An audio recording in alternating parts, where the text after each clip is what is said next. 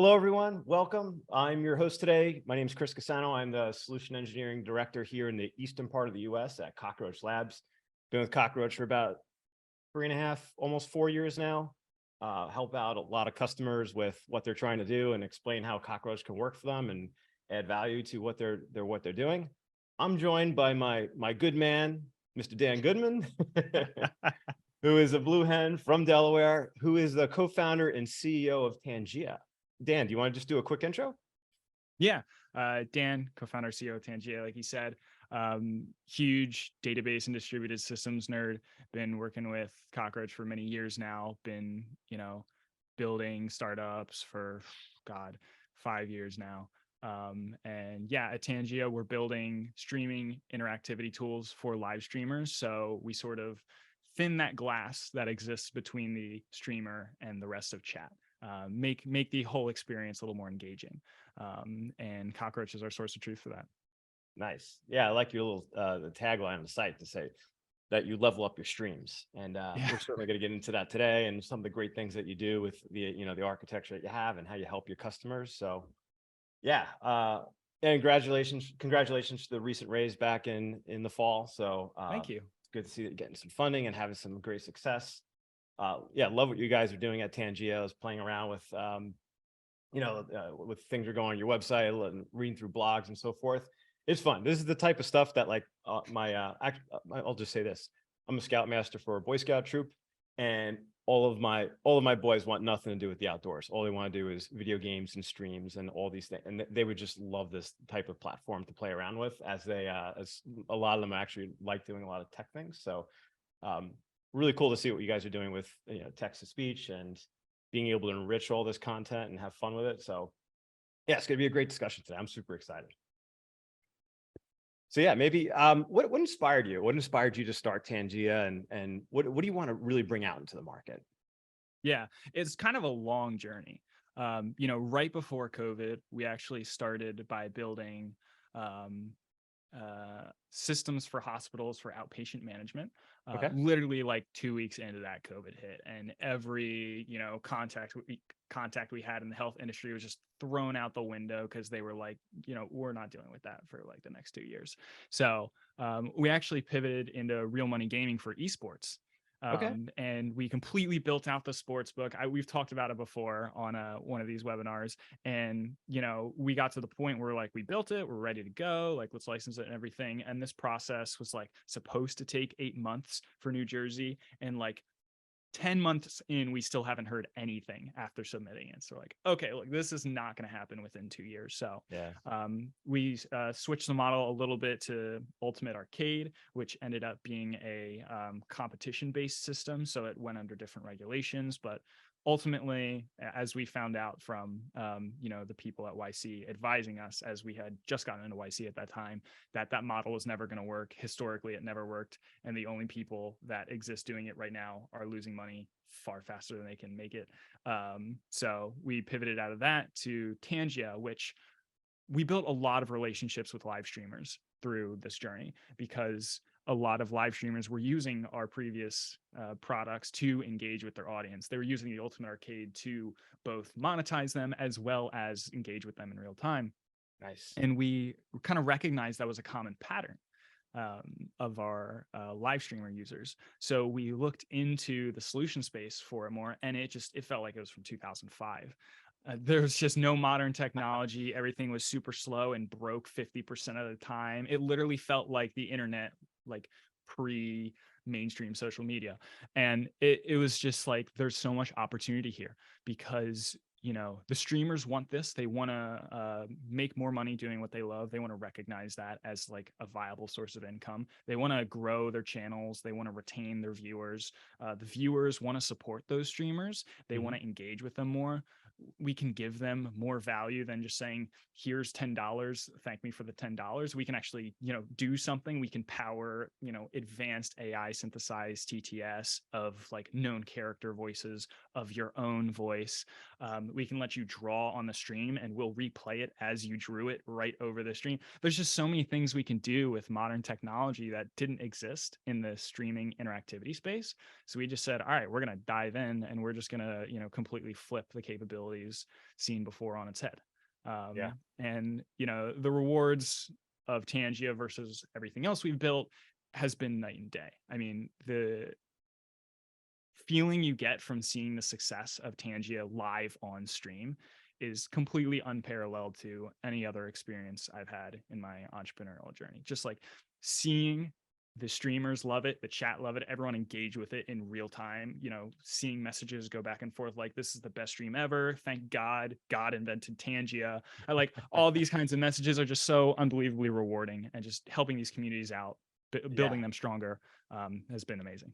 Yeah, that's terrific. I mean, I'm looking at what you're doing. It's all super enrichment, right? I mean, it's, you know, being able to take that stream and do all kinds of things with it to make it interactive, and most importantly, it's fun, right? You can see the things that you're doing. It creates a whole series of new imaginary ways of doing entertainment and keeping your audience engaged. So cool stuff, really cool stuff. Now, maybe what we'll get into is how you thought about this architecturally, right? So you realized there was you know, a marketplace for this that needed to be modernized and supported. Now, when you're thinking about getting this out into the masses, how did you think about some of the challenges as far as making sure that, you know, all of your content users have availability, and then have, you know, low latency for streams, and being able to do all these interaction things really quickly? How did you think about what you were going to build architecturally? Yeah, so we learned a lot about how to build monetary based systems that respond to, you know, extremely spiky traffic, as well as keep super low latency, from building both Ultimate Tournament, the real money gaming platform, as well as Ultimate Arcade, which was real money contest platform. And you know, when we dove into Tangia, we sort of like tore down the infrastructure and said, based on everything we knew, how could we build this from the ground up to be the best that it can be? And a lot of it comes down to a few things: keeping things in memory as much as possible, and also delegating the source of truth to the things that can handle it the best. So, you know, probably the number one priority of our system is delivering these interactions as quickly as possible to the stream. And the number two priority, with like a hair's distance from number one, is, you know, making sure that it happens. Right. Obviously, number one can't happen if number two doesn't happen. So you could argue number two is a little more important, but, you know, we got to make sure this is always online. Not just because like this is the modern day and people expect things to work all the time and never go down, but also because, you know, we have people streaming 24/7. Streams are extremely variable depending on what day, who's streaming at what time. You know, you have no idea what kind of traffic you're going to get, what kind of engagement you're going to get that day. So ensuring that we can keep everything up in spite of whatever Amazon or Google or whatever, you know, God's hand throws at our infrastructure, we need to make sure that can stay online, because when you go offline, people immediately lose trust in the streaming world. The second it breaks, it's like, oh, this doesn't work, get it out of here.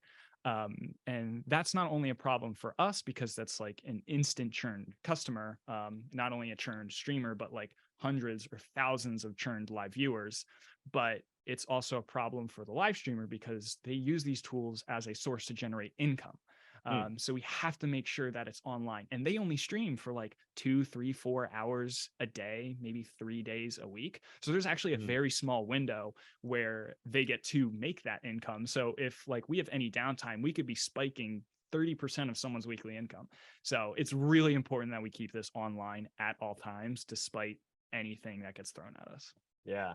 So there's definitely a huge satisfaction there, right? If you're going on for like 2, 3 minutes at a time and all of a sudden it's not available, oh man, that, you know, the pain that folks have to endure, that's not good. Yeah. So that doesn't drive a good customer experience. So yeah, so let's get into maybe how you've thought about, you know, availability and resiliency and scale. Obviously you're on a Cockroach Labs webinar right now. So obviously CockroachDB is part of your architecture too. Absolutely.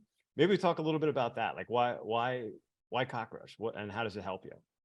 Yeah, I mean, I started using Cockroach because when we were first looking to build the real money gaming solution, I wanted a database that was, one, had like, I didn't have to relearn how to query a database. So Postgres compliance was great. It was either like Postgres or MySQL. I always preferred Postgres because who prefers MySQL? But I'm sure I just made a lot of people angry. But but that was really important. And then Yeah, also, no politics and religion in this webinar. Okay. yeah. And I wanted something that like I knew I could have strong controls over data locality.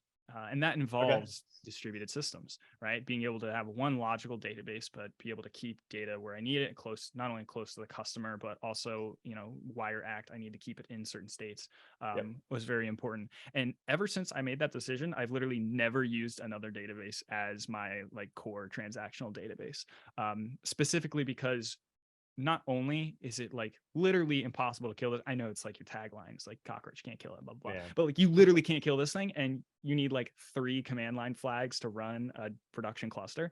But it's super easy to run for development. We use serverless all the time for our development environments. Awesome. And then we spin up Docker containers to run automated tests.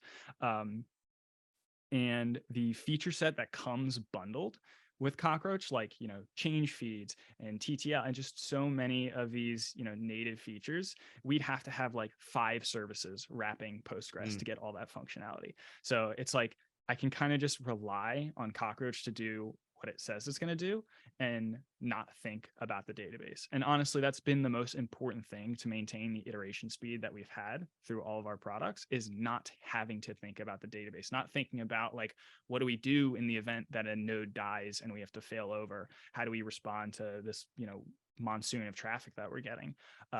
What happens when, we need to scale up? And, I've been at companies where we hit maximum CPU usage of the M524X large RDS node for Postgres. Yeah. And it's like, yeah, what do you do? It's like, maybe you should have started thinking about it at the, M16 or the 16X large.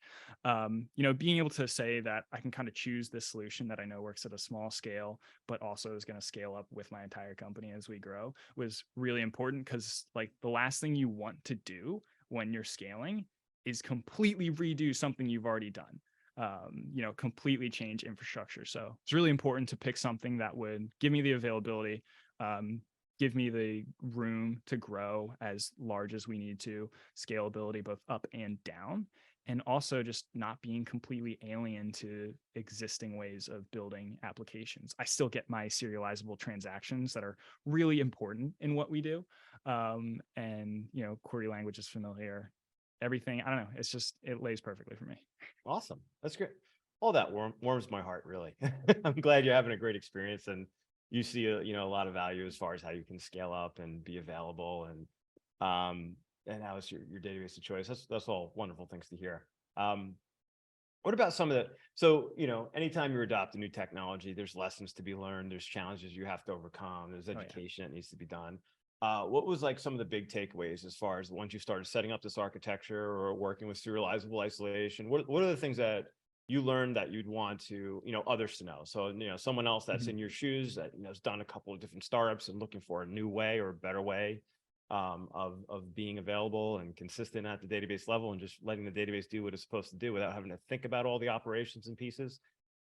What would you share with the audience here to say, hey, if you're thinking about going the Cockroach route or distributed SQL route, here's the things that you should think of or be aware of when you're going to jump in the pool? Yeah, I think a lot of these things, probably all of them, apply to just distributed systems in general, aren't specific to any one database. But the first thing is, I like to say, just because something looks the same doesn't taste the same. Just because it looks like Postgres doesn't mean it's going to behave like Postgres, both in terms of how it scales, but also how it behaves. So for example, with a distributed database, a node restart shouldn't be the end of the world, which also means that, your everyday compute should be able to handle it very gracefully. This is something that was definitely painful learning initially with the dedicated, because you guys just automatically apply security patches, stability patches and stuff for us, which is really great because I don't have to worry about ever running a database that's going to yeet my code or yeet my data into the void. But it also forces good practice on our end. So knowing how to create, for example, wrappers for your transaction handlers, so that you automatically restart for different error codes, like, hey, the node is shutting down, go get another TCP connection to the database and restart the transaction. Or like, hey, the TCP connection you just tried to use is actually dead, go get another one. Learning what's different about a distributed system is really important, so you can put those pieces in place before you have to go rewrite all of your code to use those pieces. Write contention is also another one, specifically for consistency. It's not that bad if you know how to design your systems to account for it, but like, hot rows are definitely not a good idea if you need to write to them often. So knowing how to lay out your data in a way that's conducive to a distributed system scaling is really important. Plus, it also ends up just being good practice anyway to be thoughtful about how to lay out data. With these monolithic databases, you can get away with a lot before you hit scale, and then the second you start scaling it, it's like the end of the world. It doesn't work anymore. Yeah, A lot of distributed systems force you into those good practices to begin with, which is like a little painful up front, but just pays dividends as you're developing. That's awesome. That's awesome. Is there anything you wish like Cockroach could do that it doesn't do? Like what would be your holiday wish list if you had anything else that the database could do for you? Yeah, my holiday wish was one thing that we talked about just before jumping on was from table select something, so I can get completion without having to select star, then delete the star and get table completion. I think that the two biggest things that are important to me are executable user-defined functions, so I could stick like a binary and call that. I think ClickHouse does that really well. So, for example, I want to introduce hyperloglog support to Cockroach, so I don't have to transfer 16 kilobytes back and forth every time. Just have it compute that right there. That's awesome. Are you saying instead of doing like a select count, to have a hyperloglog to give you? Yeah, being able to just like invoke a binary that gets like a set of rows and returns pre-declared data type. Gotcha. Okay. Yeah, and then this one's a bit of a stretch, but async read-only followers. They're part of the RAF group, but not voting pairs, and they replicate asynchronously. So you can sort of get that read replica concept without worrying about like that 5-second latency. Maybe I can get like a little faster than the 5-second follower, well, 4.8-second follower read. Those are the two big ones. But those are just like nice to haves, right? Like you have workarounds for them now. It's nothing that's an obstacle. Yeah. Cool. That's awesome to hear. And what about for Tangia? Like where are you going next? You have like a good foothold in the door in the marketplace already. You're creating some really great interactions. What do you think's next for the company? Yeah. This is the kind of thing I wonder every month when I write the investor report, like, God, how are we going to recreate that growth? And somehow it always happens. But, I think it's one of our differentiators is how quickly we can introduce bleeding edge technologies into the creativity space, specifically live streaming. Like, for example, when DALL-E 2 and Stable Diffusion was really taking off, we were able to bring in these generative art tools to live streamers so that they could engage with their audience through these tools. And these were people that had never even been exposed to that technology in terms of being hands-on with it. So giving them hands-on saw explosive growth. The same for create your own TTS. This was something that like 3 streamers had because they had 20,000 live viewers, a team, production team that could figure out how to do this. We made it take 5 minutes for every streamer. So, bringing these kinds of technologies to the live streaming world, we're getting a lot of really cool advancements in generative AI. So bringing a lot of these technologies, but also recognizing the other tools that live streamers use, not only to engage with their audience, but to kind of expand their business as a live streamer, expand their presence and build their community. There's still so many opportunities within that general umbrella that we're diving into, everywhere from, taking your content from live streaming and using that pre-made content to create more content downstream on other platforms, from powering communities even further, There's nothing so concrete because we're still a fast-paced startup. So I genuinely don't know what the next month looks like. I'm kind of figuring out the dev cycles 2 days before it happens. And you just deal with what the customers need from you at that point in time. But bringing these technologies, bringing things that just the live streaming world has never seen before to them, it feels like a brand new thing, even though it's something we might have had for months or years in other areas. Okay, awesome. So one thing I did forget to mention in the beginning of this webinar is that for the audience out there, there is a Q&A. You can feel free to send questions our way and we'll be happy to answer them. We are getting down to the kind of the tail end here, but one thing you did mention earlier is that you're finding value with the new serverless offering that we have with Cockroach. I was wondering if you can expand on that. Like, what are you finding to be useful with the serverless offering that Cockroach Labs has nowadays? Yeah, it's super convenient for developer environments because not only can they build against like Cockroach that is updated and they don't have to worry about, running volumes on their local devices or provisioning VMs in the cloud, but it's really easy to share environment. So it's like, hey, this isn't working for me, but it's working for you. What does your data look like? Oh, let me just, shell in, SQL session into your database. Oh yeah, I don't know how you got this corrupted data in there. Oh, we got to figure out how that got. Oh, okay, that's how that got in there. Being able to really rapidly iterate with these tiny instances without worrying about accidentally slamming our production cluster. We could definitely create new databases on our production cluster, but also there have been times where we've dumped like tens of thousands of rows within 2 seconds into it, and that would not have been super nice to our live users. So it's really great for getting like real environments, especially that we get like enterprise features now, like change feeds and such that we can get without having to pay like the upfront cost of the infrastructure required to run a database that can handle like an actual serious workload, like a serious test. Because I think if you're building something that you intend to scale, like you actually intend to change people's lives, make a meaningful difference, you're doing yourself a disservice if you're not building like that. If you're not using a database like Cockroach that, you can scale indefinitely. You can get these tiny developer environments with serverless, and you can also run with that serverless pretty far. I mean, with some products, I've had serverless scale up a lot. It's perfect for developer environments for sharing, and just actually comparing what is like going to happen when I run this transaction. Awesome. Maybe one other question, then we'll go to the QA. But one thing you mentioned earlier in the program today was how locality was important for you, right? Getting data, I guess, closer to maybe your users, or being able to get content all over the world. How have you been able to do that? What's made it easier for you with using Cockroach to localize data and bring data to other parts of the world? Yeah, so we kind of use like we've evolved to account for the insane spikiness of live streaming workloads. Like we'll literally go from like 7 concurrent users to 7,000 in a matter of minutes when 3 streamers come online during a special gaming event that causes like 10x, viewer counts.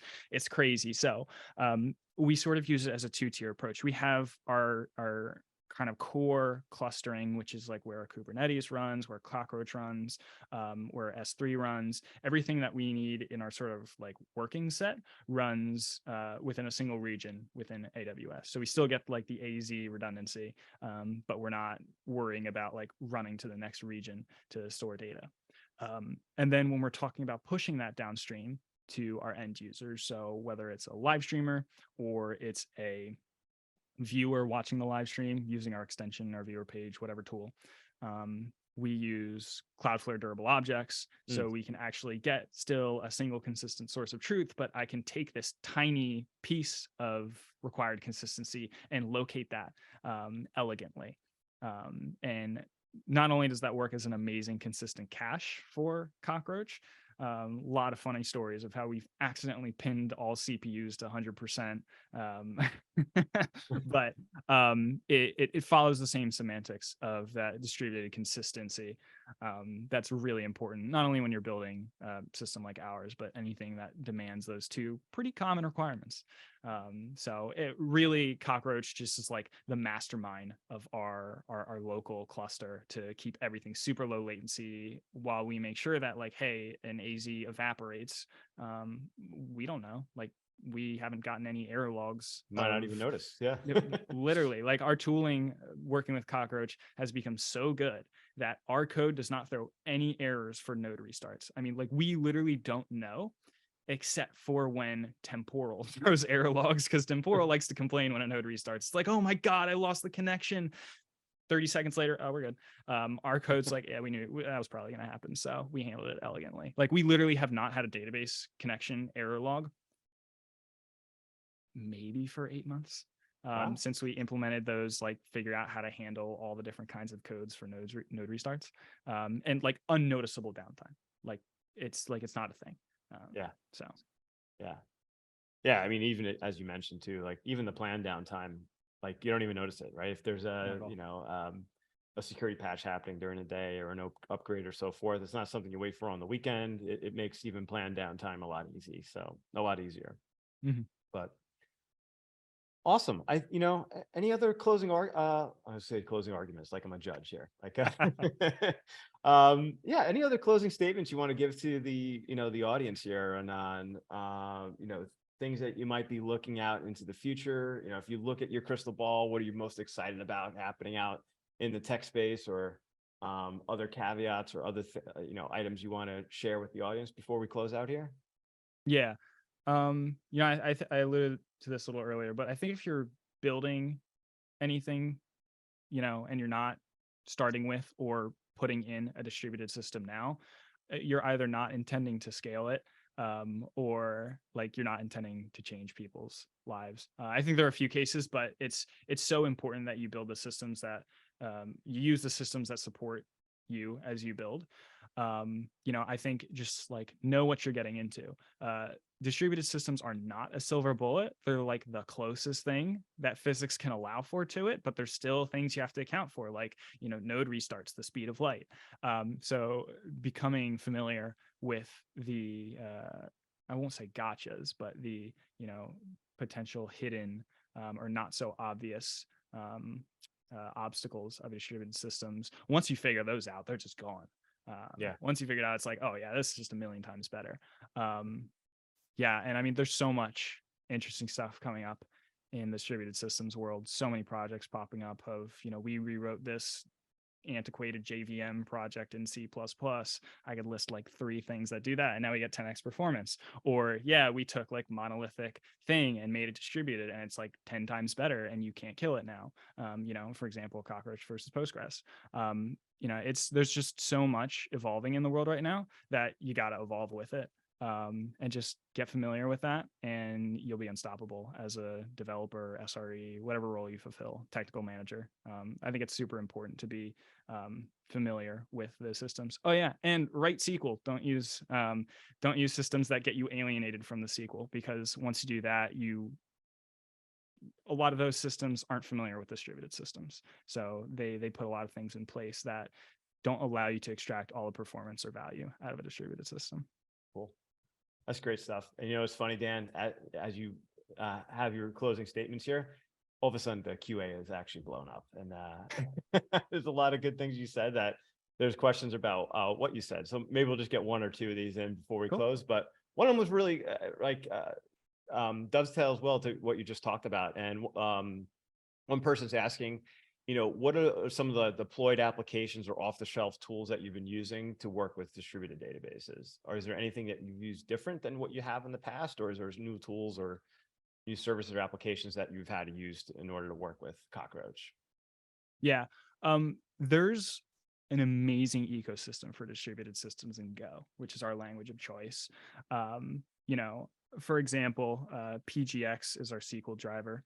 And it does this beautiful thing called automatically preparing statements. There's this great blog post, I think by Scylla, called like "Stop Wasting Your Database's CPU Time by Not Being Prepared."